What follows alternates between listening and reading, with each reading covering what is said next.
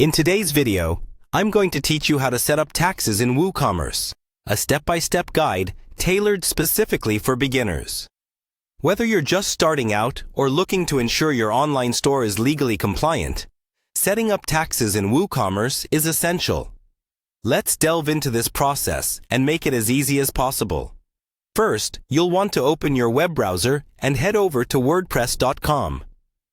This is the platform that will support the back end of your Woocommerce store.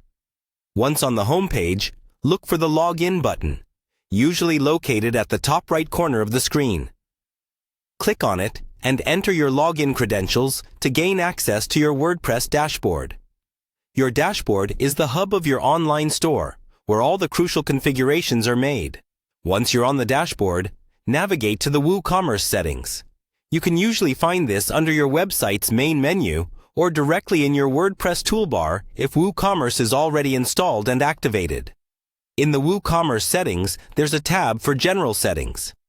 Clicking on this tab will take you to a page where you can configure several key aspects of your store, including your tax settings. Scroll down to find the tax options. Here, you'll see a checkbox labeled Enable Taxes. By selecting this box, you're preparing Woocommerce to handle any tax-related configurations in your store. It's crucial, especially if you plan to sell goods in regions where tax collection is mandatory. Alongside this option is Enable Tax Rates and Calculations.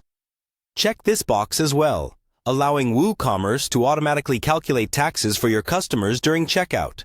So, why is this automatic calculation crucial? Simply, it removes the guesswork and ensures you're charging the correct tax rates based on customer locations.